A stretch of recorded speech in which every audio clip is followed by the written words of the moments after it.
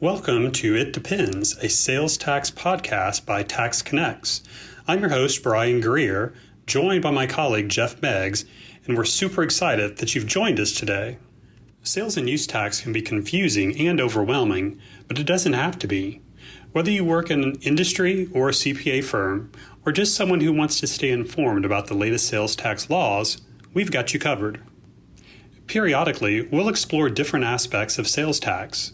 So whether you're a tax pro or a novice, in industry, school, or a practicing CPA, tune in and join us as we attempt to simplify the complexity of the sales tax world. This is It Depends, because with sales tax, there's rarely just one answer, and often that's our answer to many questions. It just depends.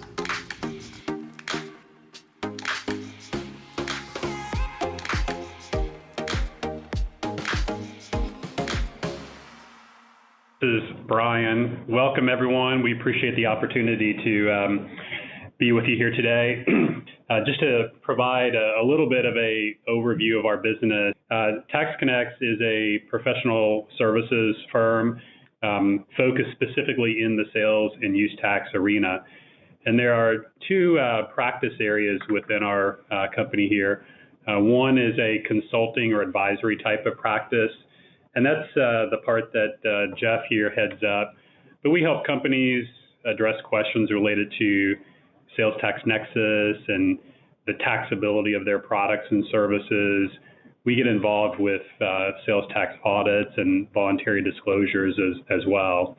The second piece of our business is a compliance outsourcing service, where we essentially become an outsourced sales tax department for our clients. So we prepare and file the returns and pay the jurisdictions and manage that administrative process for them rather than staffing that internally. So that's a little bit about TaxConnex. Jeff and I have been together for about 20 years or so, 12, 13 of that here at TaxConnex. From a agenda perspective, we've kind of touched on this a little bit already, kind of getting back to the basics, but just talking about sales tax nexus, and probably most familiar with the Wayfair case a few years back. It's been back in the news recently within the last week and a half or so. There was a Senate Finance hearing in D.C. talking about the effects of Wayfair on small businesses. So we might share a little bit of that information with you as well. But then segueing from a nexus determination or a nexus perspective, talking about looking at the taxability of revenue streams and how that varies from state to state. And also just, kind of wrap up with, some thoughts on when and where and how to register. I'll turn this over to Jeff here for the Nexus piece, and we'll get going. Thanks, Brian. The Nexus discussion is actually one of my favorites for a couple of different reasons. One, it's ambiguous. As Brian likes to say, I live in the gray.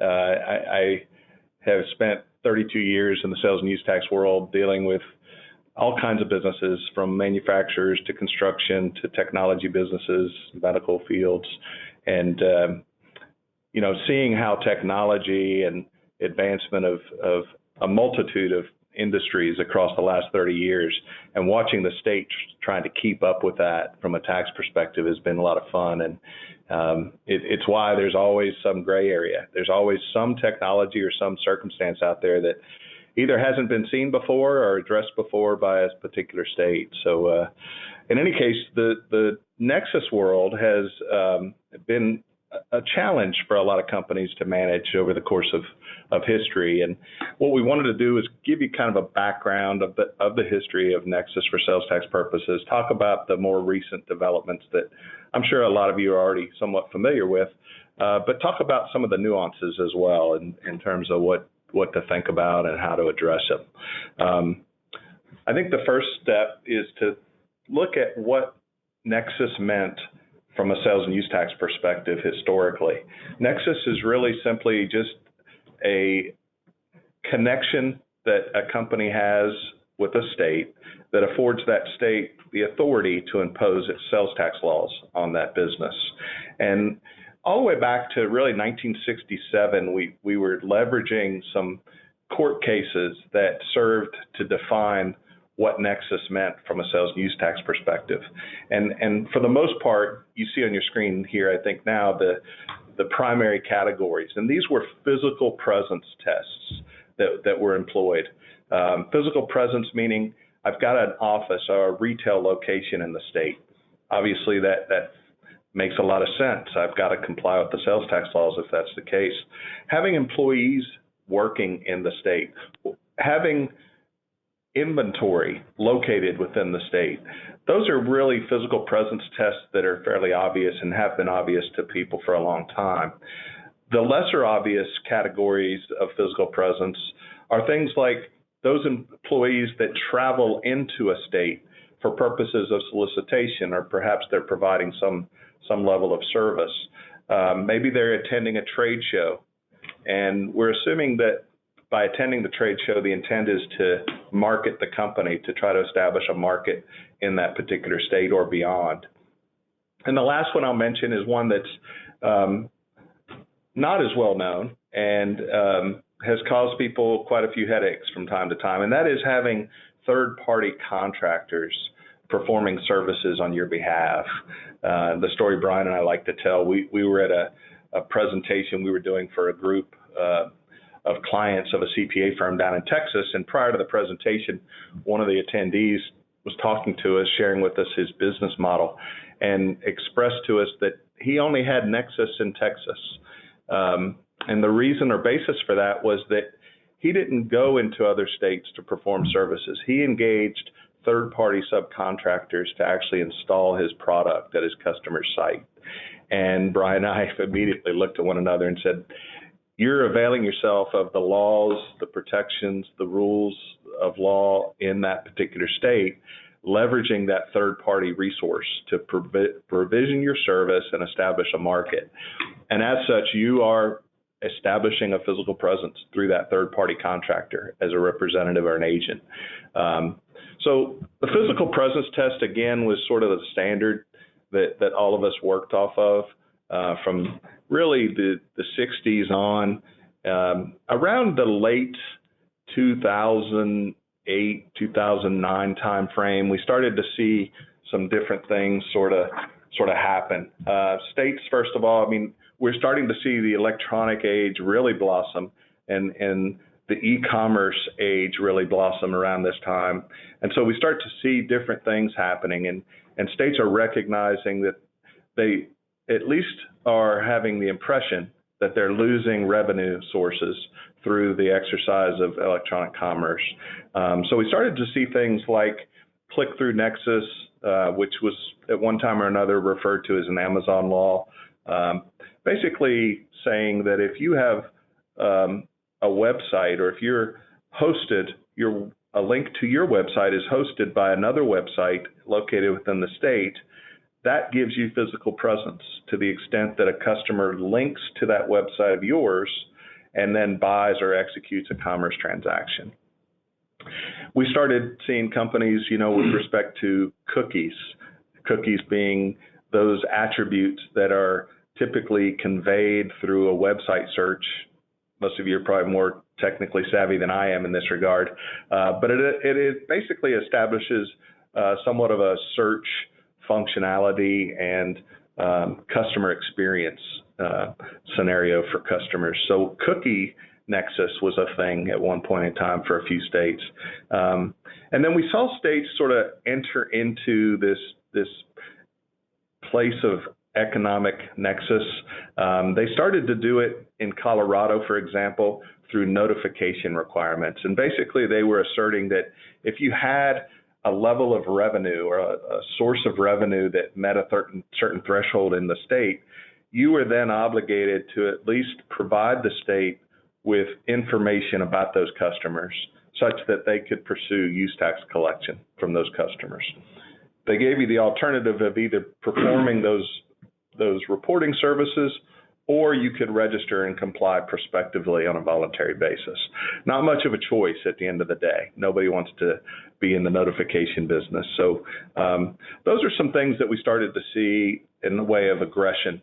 The state starting to really go beyond that physical presence standard that we were mostly accustomed to. And everybody was kind of adjusting, trying to play by the rules, but again, there was a lot of ambiguity out there, a lot of questions, and so there was a lot of strain and concern.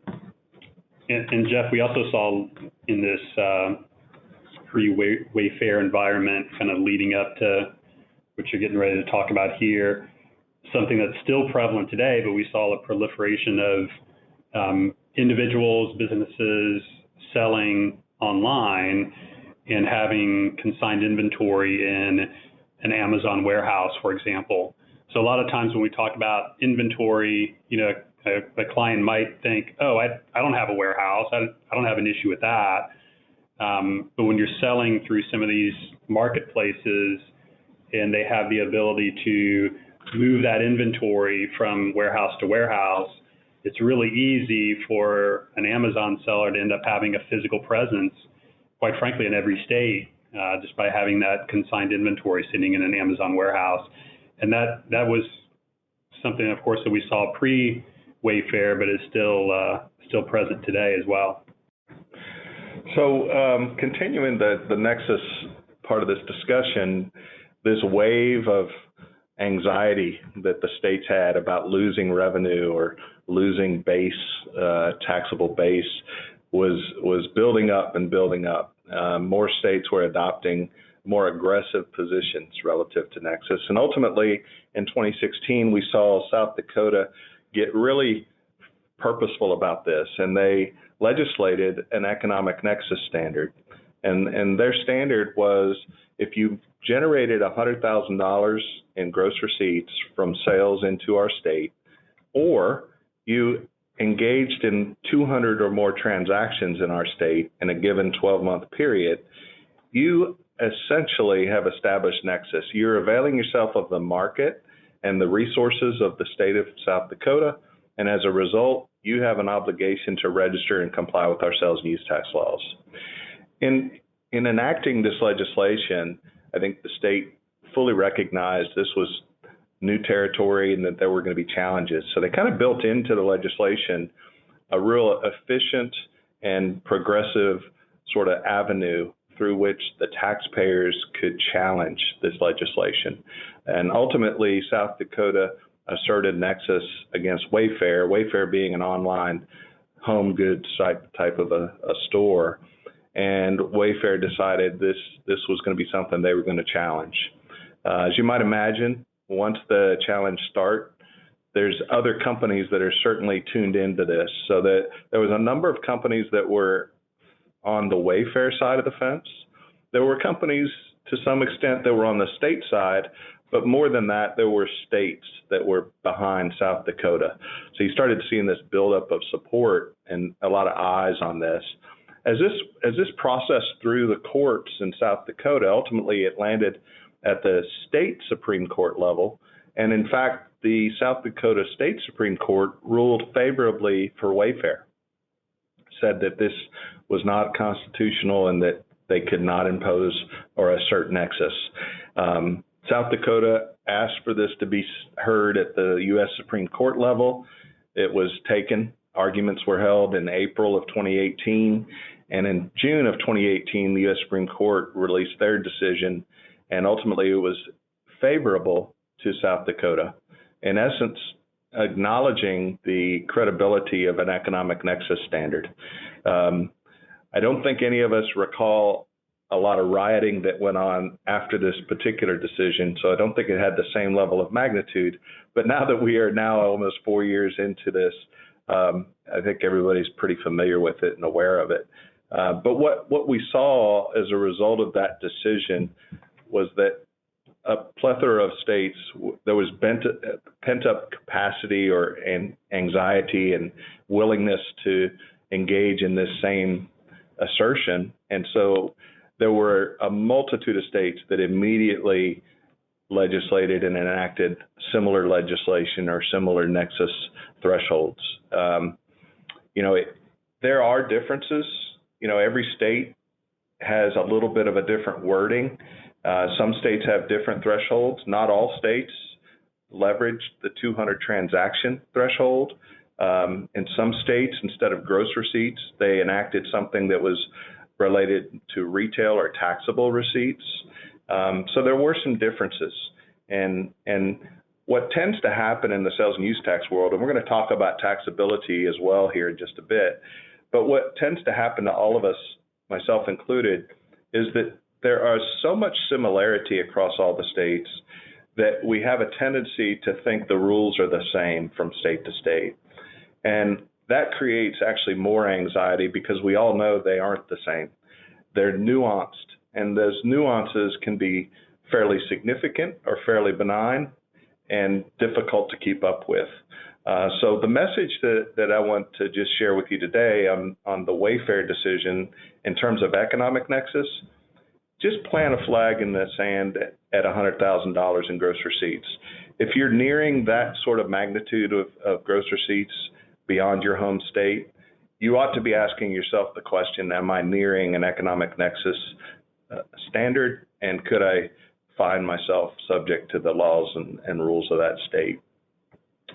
Once you start really zeroing in on a specific state, you can peel the onion back on the specific rules, and you might find that in Texas, it's a $500,000 threshold. That is the threshold in Texas. California, similarly, is a $500,000 threshold. Alabama, a $250,000 threshold. So there are some exceptions, but the general rule of thumb is that $100,000 threshold. And at this point in time, again, we're literally four years now down this path. All of the states have enacted some level of economic standard or economic nexus for sales tax. Missouri, interestingly, enacted their legislation, but made it effective January 1 of 2023. So it's really the only state that currently doesn't actively pursue or assert nexus on an economic basis, but soon will be. Interestingly, the state of Alaska, just to make mention of it, probably not a big revenue state for those on the call today, but Alaska does not have a state sales tax. However, there are city-level sales taxes in the state of Alaska, and those cities have formed sort of a coalition and instituted their own sort of standard for economic nexus. And it's a statewide revenue standard that once you hit that $100,000, and it is $100,000, but once you hit that $100,000, you're deemed to have nexus in all of those cities that are part of that coalition. So just an interesting factoid in that regard. When we talk about the states, there are 5 states. Alaska is one of them that don't have a sales tax. You got Delaware, Oregon, Montana, and New Hampshire are the other 4. We tend to just lump DC into a state sort of description and definition. So DC does have an economic nexus standard as well. There's kind of 2 philosophies that came out of this sort of this environment, this post-Wayfair environment. There's a lot of folks that have focused on the Wayfair decision to such a degree that they've forgotten that the physical presence standards are still here. They never went away. Nothing really changed. So the pre-Wayfair standards of Nexus still exist. Now, what states did during the last couple of years is sort of toned back some of their aggressiveness when it came to, for example, click-through Nexus or the Amazon wall. A lot of states have repealed that particular legislation. But still, that physical presence standard exists, and you've got to be cognizant of that. And you may have Nexus with very little revenue and large transaction volumes. You may have Nexus with large transaction volumes and large revenue. A lot of variables that play into this, but physical presence is one of those variables to be considered. So it's not any simpler today. There is a little bit more of a bright line test relative to the economic standard, which makes it a little bit more clear than the physical presence standard. But again, you've got to take both of them into consideration. Yeah, and Jeff, I'll touch briefly on the Senate Finance Committee meeting that happened just about a week and a half ago. It was back on June 14th, and it was the hearing specifically focused on this remote seller environment, and a lot of it was kind of focused on small businesses and trying to comply with the complexity of the rules. Keep in mind, this was just a hearing. This is not legislation that's even been introduced at this point, and quite frankly, I don't think many of the states have a whole lot of reason to change the rules at this point, because they're kind of fat, dumb, and happy with all the sales tax revenue that's coming in the doors right now. But this specific committee meeting talked about the complexity of dealing with sales tax laws for these remote sellers, the expense, the effort that's involved, and they had some recommendations to possibly simplify this. Again, this is not being legislated today, but probably things that you've thought about before. But one of them was standardizing the definition of economic nexus. So Jeff had referenced, and when I say the definition, talking about what those thresholds are. Is it $100,000? Is it $500,000? Is it gross sales? Is it taxable sales? Is it the previous 12 months? Is it the previous calendar year? So those are all variations of those economic nexus thresholds that make it difficult to comply with. So the recommendation was, let's have a standard threshold that we can all adhere to from a state to state perspective. And another idea that was thrown out was to have a single rate for every state for a remote seller.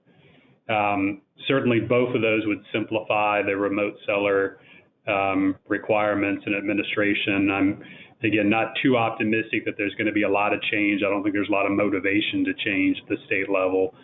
But also, I think there's been sales tax simplification discussions for the last 40 years. And that's really not an exaggeration, and it gets more and more complicated every year.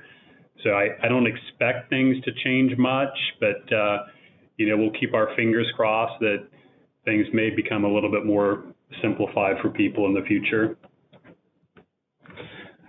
So one of the things that I think is challenging, particularly if you're not living in the world of sales tax, which I'm sure most of you aren't, I know some of you are, is distinguishing between nexus and taxability. It's very common that we'll work with a company, and a lot of the companies we work with, we're working with the CEO, somebody that's focused on the business, marketing the business, building product, building sales force. Sales tax is just an afterthought and a necessity, unwanted necessity. And so a lot of times we'll start down this path of talking about nexus and doing some analysis to see where they have nexus. And there's an assumption that if I have nexus, I have to do something. And the short answer is, yeah, you should do something, but you don't necessarily have to be registered. You don't necessarily have a requirement to charge and collect.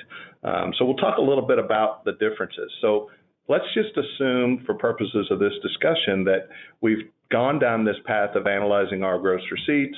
We've exceeded the nexus threshold for sales tax purposes in a specific state. And we then go through an analysis of what are we selling in that state? Who are our customers in that state?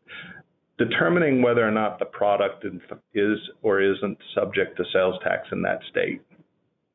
And like nexus requirements and thresholds, taxability varies state to state as well. This is particularly true with technology businesses, and we'll actually look at an example of that. But the majority of the states, or all of the states essentially, that have a sales tax, their statutes start at the tangible personal property level. In essence, if you're making a sale to an end user of tangible personal property, it's taxable. Now, beyond that, there are exceptions to the rule. There are specific exemptions that might apply. For example, food products might be exempt from the sales and use tax in a particular state. Sales to nonprofit organizations, nonprofits themselves might be exempt on their purchases of tangible personal property. And then when I keep referencing technology because it's just a really easy example to use, but a lot of the electronic commerce or the electronic technology transfer is exempt in a number of states. And what I'm referring to is downloaded software or software as a service.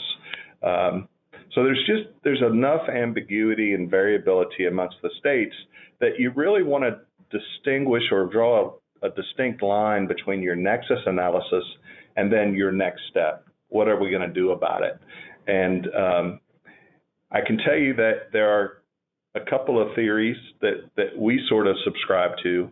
One being, if all of my sales in a particular state where I have determined nexus to exist are to exempt customers. Maybe it's to the federal government, which is exempt in every state. Maybe it's to a nonprofit. And just let me clarify, not all states exempt nonprofits. But let's say this state does exempt nonprofits. If that's the case, and I've got adequate documentation to substantiate that all of my sales are exempt, I'm not going to pressure that client into registering for sales tax purposes. That's not to say that some states statutorily aren't going to require registration, potentially requiring them to file a zero due return periodically. But we look at the overall business activity. We consider the risks, the costs, the benefits, and make an equitable business decision as to whether or not to register based on those business activities combined with the taxability of our product and service and the taxability of our customers. So when we think about that variability and wanted to illustrate for you the taxability differences, for the most part, there's some logic that you can apply.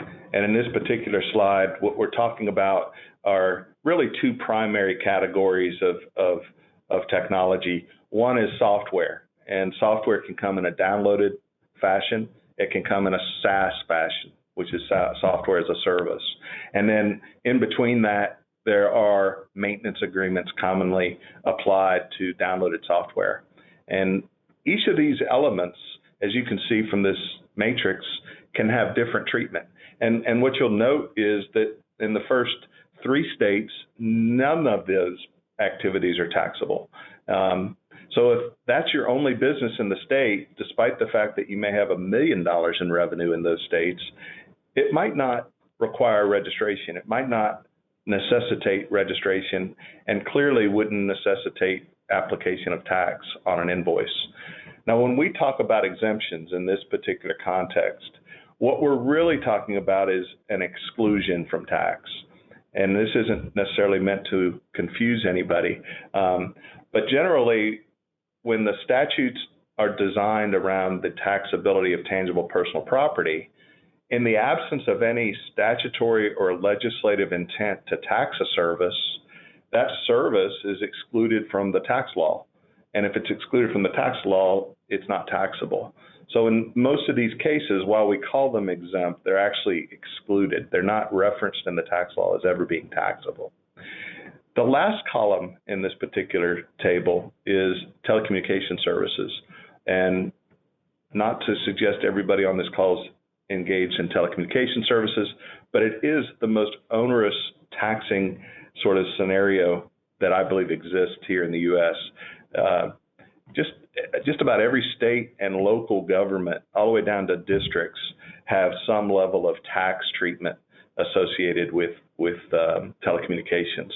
And after I say that, you look at this matrix and you're going to say, well, Jeff, you just made a statement that every state and local has some level of tax complexity associated with telecom, but you're telling me that it's exempt in California. I'll illustrate what I mean by that in the next slide.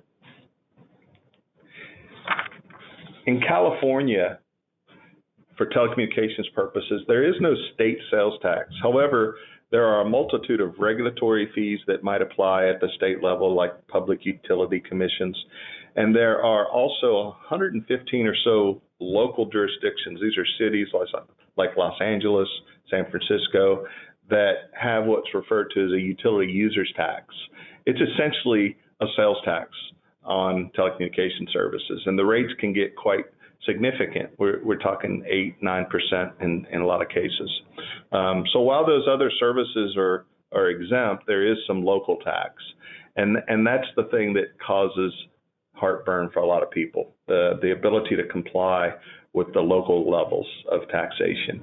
And I think this is where Michelle's question earlier about technology is really applicable, particularly in telecom. If you're going to operate a telecom business, you've got to have the technology. It doesn't necessarily mean, and we often find that technology that's used for the tax calculation is not sufficient on the compliance side. There's just too many variables on the compliance side for it to all be automated. But you almost have to get some level of technology involved on the tax calc side. Similarly, a state like Colorado, and there's a state like Alabama, Louisiana, these states have what we refer to as home rule cities, home rule local jurisdictions.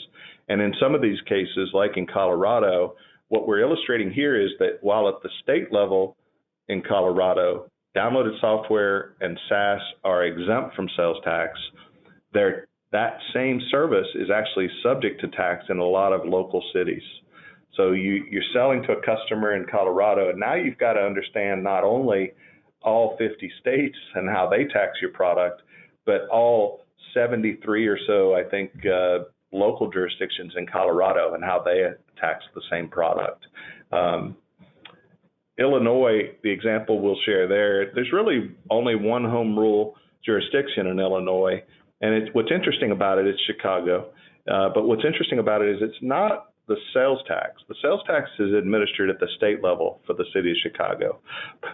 But the city of Chicago does impose a variety of taxes on a variety of things, one of which is SaaS. So software as a service is actually exempt at the state level, but it's actually subject to tax at the city level. And that rate of tax is currently 9%.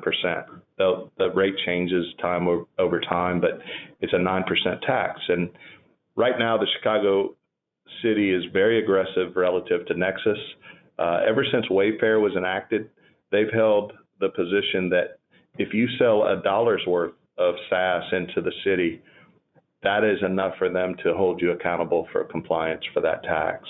Now, they are moving effective July 1 to a bright line test similar to the state, $100,000. But up to this point, there are a number of companies out there that are being assessed as having Nexus without a physical presence, but they're selling SaaS into the city of Chicago, not having met any revenue threshold or transaction threshold, and the city is asserting Nexus as well as taxability. So again, really this is to summarize or just give you a little perspective on the complexities that you'll face out there trying to manage multi-state platform in terms of taxability. But until you have Nexus, you don't need to worry about these aspects. Jeff, I'll take a couple of questions here before you move on to the next slide. And one is from Brian, and he asks, in California, are gross sales, is the Nexus standard gross sales or taxable sales? And neither of us probably knew this off the top of our head, so I looked it up while Jeff was speaking just a little bit ago. And it is the $500,000 threshold that Jeff described before, and it is on gross sales in California for either the current or the preceding calendar year. So that's a gross sales state, California is.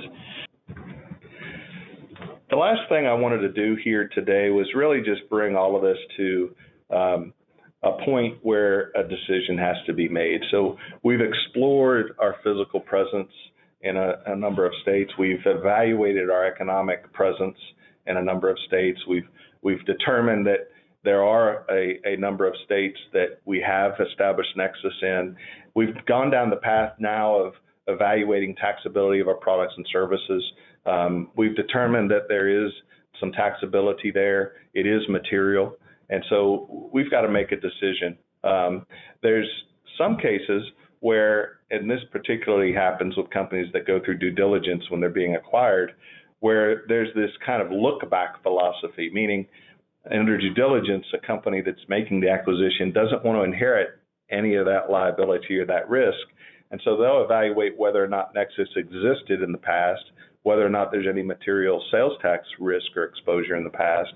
And they'll usually force through either an escrow or some type of disclosure activity force the selling company to mitigate that exposure. And when that happens, we start thinking about what are the statute of limitations. And if you're not registered, there really isn't a statute of limitations. The states can go back, generally they go back 7 to 10 years, but they could go back further if they so chose. The other thing that we talked briefly about is local reporting. So I've established Nexus in a number of states, but in some of these states, I've now got to take a step further and determine whether I have local Nexus and an obligation to register at the local level. We talked about Colorado, we talked about Chicago in that regard. But you've got to get sort of a framework of your Nexus footprint and your taxability, including what types of customers and how they're taxed in these states. You want to have that framework understood and drawn out before you take the next step, which is really to enact a plan. There's companies that are best suited to seek out a technology plan. There's a lot more companies that find themselves in a position where they could avoid the investment in technology and simply utilize their existing or leverage their billing system, their invoicing process to get tax applied appropriately. That might be when they only have a couple of SKUs, primary SKUs, or primary homogeneous product types, or maybe there's just a handful of states they're operating in that they can adequately manage it on a manual basis. Certainly, as we referenced earlier with telecommunications, there's different tax types. The utility users tax was the example used in California. Most of the time in the sales and use tax world, we're dealing with sales tax. You'll hear me reference sales and use tax. We're not going to dive into that today. They are two different tax types, but they are essentially the same. And, I hate to get too complicated with it. You have a tax liability for sales and use tax purposes. You go down a similar path of compliance. It's important to understand in sales and use tax as you get registered and you start to get your compliance process established, the registration process itself requires a corporate officer, at least one, to be listed with their Social Security number. They have some level of responsibility for ensuring that any sales tax liability is satisfied with the state, such that if a company starts to do business, they register, they start collecting a bunch of sales tax, and this does happen, they direct those sales tax funds to pay payroll or to pay off debt, and then they go out of business. Those states will go back after that corporate officer for their assets if that sort of thing happens. And then you get into the complexity of compliance. On the surface, you can look at one state in a given scenario like Massachusetts and conclude that compliance is simple and straightforward. It's a fairly simple one-page return. There are no local taxes to report in Massachusetts, and one could presumably manage that pretty effectively in-house. The problem is not all the states are the same. There's just too many nuances, too many variables, and most companies that start down that path in a multi-state facet find themselves pretty well overwhelmed early on. And that happens during the registration process itself in a lot of cases. Making sure you're selecting the right tax type on that registration is very important.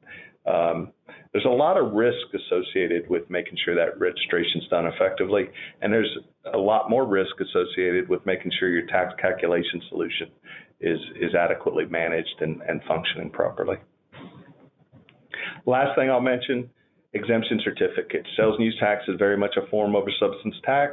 So if you are selling to nonprofit organizations or governmental agencies, in a lot of these states, particularly at the local levels, you're going to have to get some level of documentation, some level of exemption certificate. And then the other side of a lot of businesses is resale transactions. If you're selling to a company that's going to be purchasing for resale, they have to have some form of resale exemption certificate and provide that to you for you to exclude it from sales tax.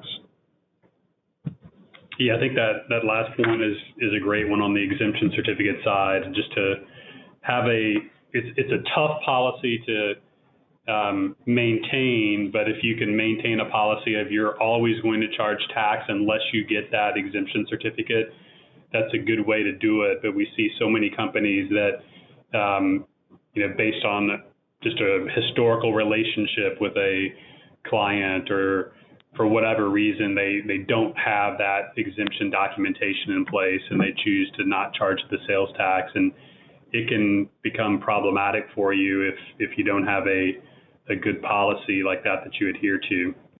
Thanks, everyone.